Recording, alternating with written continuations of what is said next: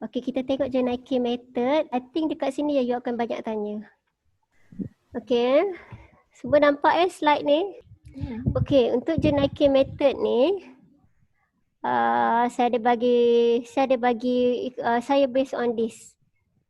Okay, if let's say you rasa macam tak clear saya punya recorded lecture tu, boleh go through dan baca sendiri artikel ni, solid handling ni ada, dekat sini pun ada.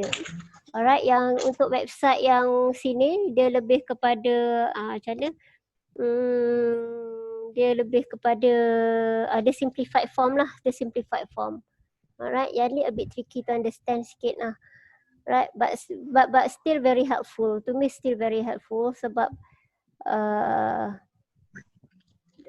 untuk nak design bug solids ni, untuk nak dapatkan dia punya material tu tak mudah. Tak buku dia sebab dia banyak sangat method. Dia terlalu banyak sangat method.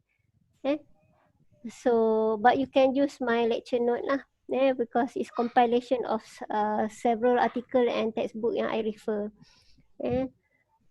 Okay, kalau kita tengok dekat sini, calculation for hopper design ni, okay, saya nak remind lagi sekali, hopper ni dia adalah bahagian sini, bahagian tirus kat bawah ni. Okay, untuk calculation ketinggian kita dah tengok dah daripada slide sebelum ni, dah ada daripada slide sebelum ni. Yang bug solid storage tu ada kira ketinggian. Daripada paper Mayotte, Eric Maynard. Okay. Alright. So yang ni untuk calculation for hopper design ni, dia ada 3 main things yang kita nak cari. Outlet diameter, iaitu dekat sini. Okay. Outlet diameter dekat sini, dekat sekitar sini. Okay, dekat sekitar sini. Alright. And then satu lagi yang kita nak tengok adalah hopper angle. Hopper angle yang belah sini. Alamak, tak boleh lari segala lurus. Kelakarnya kat sini hopper angle. Okay. And then discharge rates. Discharge rate ni yang keluar kat sini lah. Alright. So apa-apa pun, okay. Bila kita design bug solids ni, yang sangat beza sangat dengan liquid ialah sangat penting untuk you buat lab analysis pada powder yang you proses itu. Pada partikel yang you proses itu sangat penting. Okay, sebab the behavior of each powder, even though kita dah refer pada database anything ke, katakan kita proses what they call maltodextrin, maltodextrin, one of your raw material yang masuk dalam susu tepung, katakan dalam proses susu tepung, ataupun dalam proses daripada susu untuk jadikan susu tepung. So kita masukkan maltodextrin as enhancer untuk membantu percepatkan susu yang dalam bentuk cecair itu berubah menjadi powder semasa spray drying. Itu satu contoh lah. Satu contoh. Ataupun kita masukkan maltodextrin tu dalam campuran susu tepung yang telah diproses sebagai binder untuk vitamin lain yang kita masukkan. Dia fungsi dia untuk binder ke, ataupun mungkin juga dia untuk bantu supaya mudah mengalir. Okay, to improve the flowability of the powder. Okay, right. So walaupun kita dah tahu maltodextrin tu standard, okay, tapi kita kena ingat maltodextrin tu is produced by so many factory. Alright, and each of the powder yang sampai kat kita tak semestinya behavior dia sama. Okay, tak semestinya sama.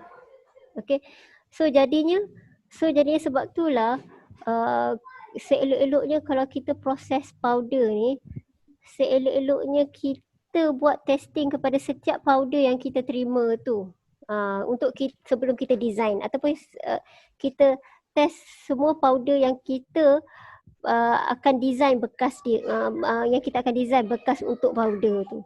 So kita kena ambil sikit sampel dan kita kena buat testing. Sebab data daripada testing tu yang kita akan guna, okay, ini adalah data daripada testing sebenarnya. Ni. Data ni, ini adalah sebenarnya data dari testing. Okay. Daripada lab testing. Biasa sebut ni lab testing. Okay, tapi untuk you all punya design, plan design project, kita accept untuk you refer literature. Faham? Kita accept untuk ultimate literature. Macam melampau lah pula nak suruh conduct shear cell test kan. Dah lah tak belajar lagi kan. Tidak lah.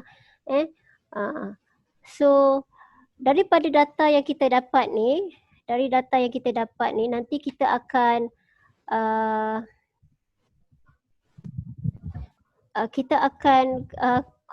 buat graphical estimation via graphical. So Jenike method dia banyak guna graphical. The graphical graph yang dah been postulated by Jenike. Alright. So Jenike ni some of the graph ni dia panggil abacus macam reference, as a reference, measurement reference, macam tu abacus. So untuk calculation saya banyak fokus pada mass flow. Okay, untuk Jenike method ni, sorry saya suka sangat tengok macam ni sebab saya nak recap dia. I won't go one by one, kelas. So ada yang guna handphone untuk Zoom ni, minta maaf lah, mungkin nampak slide ni jadi kecil. Alright, so kalau kita tengok dekat sini, okay, kita tengok dia estimate Hopper angle, dia guna graphical chart. Right. Lepas tu dia akan dekat sini dia akan plot. Dia banyak guna graph lah basically. Dia akan plot graph flow factor. Right. Flow factor, sorry, not flow factor, this is flow function. This is graph of flow function class. Ni graph flow function. Okay, dia akan, saya buat besar lah. Okay, ni flow function.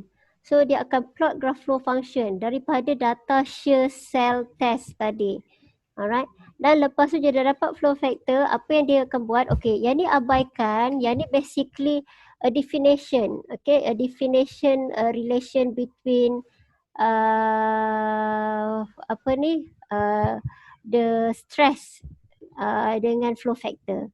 Alright. Okay. So then daripada flow function tadi, tak nak pula dia bergerak. Daripada flow function tadi, dalam Jenike punya reference, dia ada chart. Okay, dia ada series of chart like this. Dia adalah untuk dapatkan flow factor. Okay, so basically flow factor tu kita dapat daripada estimation from this chart, bukan guna equation tadi. Friction angle daripada lab analysis. Internal friction juga daripada lab analysis. Sorry. So saya jot down kat sini lah. Okay. Saya jot down kat sini. Ini daripada lab. Okay. Ya ampun. Tu buruknya tulis macam ni. Okay. Yang ni pun dari lab. Okay. Yang ni pun dari lab. Alright. Sorry. Saya punya electronic pen tak sampai-sampai lagi. So sekarang ni, okay, kita balik pada flow function tadi. Flow function ni kita dah plot. Okay. Lepas tu nanti kita dah dapat tadi daripada step nombor 2 kita dah dapat Hopper angle. Kita dah dapat Hopper angle dari step tu, dan kita tahu angle of friction dari lab. Yang ni dari lab. Okay. So nanti kita dapat agak kat sini flow factor apa kita boleh estimate. Then after that, nanti you kena plot pada slope ni. Buat line dengan slope ini. 1 over flow factor slope 1 over flow factors pada graph flow function tu. You kena superimposekan dia. Slope kan. Dan dari situ you akan dapat satu ni. Sigma critical. But class, sebenarnya sigma critical yang dapat kat sini bukanlah yang final. Okay, yang ni bukan. Asal-asalnya dia sebenarnya panggil sigma je. Sigma critical yang you akan dapat ni adalah yang final step. Sebab method ni dia iteratif. Dia kena buat, kena kira ulang-ulang sampai dia converge. Tapi gunakan kaedah graphical method lah. Okay. So, okay, yang ni adalah dia bagi tahu kan the possibilities kedudukan ni. Okay, so basically bila kita tahu kita dapat sigma critical tu, apa maksudnya adalah yang mana daya yang ada pada pada load, pada bebanan partikel dalam silo tu dengan daya kohesif yang ada pada powder yang boleh membentuk arch. Dia menghampiri critical. So mana gambar tu? Ni this one. Yang ni. Kita nak dapat yang ni sebenarnya keadaan yang critical yang kita panggil sigma critical ni. Okay, yang ni yang sebenarnya kita kira. Sebab kita tak nak dia sangat kuat. Yang ni sebenarnya kita tak nak dia sangat kuat. Kalau dia sangat kuat, dia akan bentuk arching. Arching ni dia bentuk macam teduh, tempat teduh, macam atap. Nanti powder ni dia tak boleh turun. Dia tak boleh turun kalau ada arching ni. So sekarang ni kita kira tu, dalam untuk kita dapat sigma critical, ialah kita nak dapat satu daya yang mana dia tak begitu kuat, daya critical kat sini tak kuat. Yang mana daya kat atas ni cukup untuk dia menembusi arch ni. Macam tu lah, faham macam tu lah yang saya nak terangkan dalam tu recorded lecture tu. So ini yang kita kira. Kalau kita dapat sigma critical ni, inilah di sigma yang ketegasan yang sesuai untuk powder tu berlepasi turus tu. So dia tak adalah dia tersekat-sekat bila dia mengalir. So powder tu boleh mengalir dengan lancarnya. Alright. Itulah maksudnya kiraan tu. Okay, function H ni. Okay, untuk kira critical outlet diameter to prevent arching ni, kita kira untuk outlet diameter. Yang ni pun kita guna graph ni untuk Jenaki method. Dan selepas kita dapat, kita akan masukkan dalam ni. Dalam formula ni untuk kira minimum outlet diameter, B min. Okay. Ini pula untuk calculation. Okay, calculation discharge rate ni, yang ni basically is not Jenaki method dah. Jenaki method dia banyak, dia graphical. Yang ni dah lebih pada analytical. Ni Bevelou equation. Alright. Yang ni pula Johansson equation. Okay, this dia couplekan dengan Jenaki method untuk kira discharge rate basically. Alright. Okay, kalau you nak tengok, siapa yang dah masuk kat YouTube ni tengok step by step? Ada tak? Belum. Okay. Nanti tengok tau video ni. Sebab video ni dia basically dia demonstrate tanpa bercakap. Dia tunjuk step, nanti boleh nampak graf tu. Dari sinilah you boleh tengok macam mana yang saya kata iteratif tu. Ada beberapa step yang tadi saya tunjuk tu, selepas step keempat saya rasa dia ulang. Dia ulang. Alright. Saya rasa saya tak nak tunjuk kat sini sebab saya nak tunjuk benda lain. Yang ni you tengok sendiri. Okay. Please tengok. If let's say you want to try this method, nanti saya ada kebetulan saya dapat Jenaki punya bulletin yang ada cerita pasal method dia, but it's old version lah basically, not tahun 1980-nya. Saya dapat tahun 1964 tau.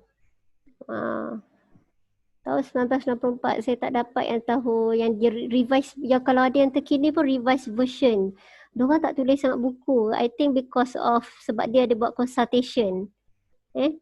So kalau Jenaki method dia kalau dia cerita dekat buku dalam textbook powder, you kena baca betul-betul, kena faham sebab dia tak ajar you direct. Dia tak ajar you step by step. Sekejap saya share ni. So saya akan attach nanti dalam, nampak dokumen ni? Ya, nampak. Nampak kan? Sejarah sangat dokumen ni. 1924. Saya tak lahir lagi. You all lagi lah kan. Jadi 6 printing 1970 pun tak lahir lagi saya. So saya boleh share untuk pengajaran you all. So kalau you tengok ni typewriting dia pun, kalau saya panggil dulu-dulu, zaman dulu-dulu kalau cikgu saya marah, cikgu saya lah pensyarah kan, pensyarah saya dekat universiti marah. Dia cerita apa tau, janganlah hantar buat assignment pakai typewriter Fir'aun. Ni typewriter ni, bukan komputer.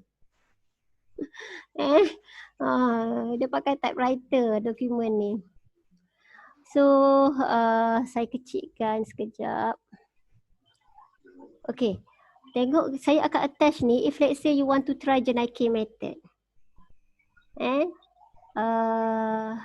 saya tak berapa gemar sangat lah Jenaki method ni sebab nanti susah saya nak tanda. Saya boleh try Jenaki method ni untuk assignment, boleh kalau saya nak try, nak testing you all. Okay, kalau you tengok graph kat sini pun, graph dia is not using computer. Mana graph dia? Lukisan dia pun tulis dengan lukisan dengan tangan. Tu dia tunjuk shear cell dia. Okay, kelas. Saya tak cover. Kalau you tengok artikel yang saya refer, dia ada drawing macam ni semua. This drawing ni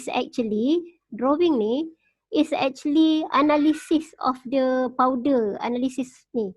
Daripada testing powder tu, nanti you kena kira stress tu menggunakan method ni. More semicircle dia panggil. Saya rasa yang ni powder teknologi offer tahun semester ni ke? Tak Powder tech bukan semester ni Bukan. Mana year? Dia tak ada. Dia tak ada lagi. Dia elektif tu lah. Powder tech tu dulu masa saya dekat UKM, powder tech tu is compulsory subject tau. Sebab tu saya tak cover you all macam mana cara kira buat analisis ni. Saya tak cover sebab it's supposedly been covered by powder technology. Asas dia. Ni graph flow factor.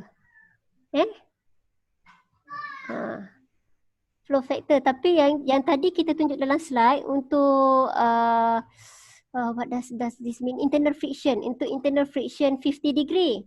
But this one for 30 degree. Okay? So dia ada banyak yang Jenaki dah jadikan dia dalam bentuk graphical. Dia dah plot, dia dah buat analisis dan dia plot. Dia plot untuk jadi reference. So bila kita design dia memang ada some of the design dia orang guna graphical method untuk dapatkan certain bacaan. Saya stop share this one. Okay, yang tu nanti you boleh go through.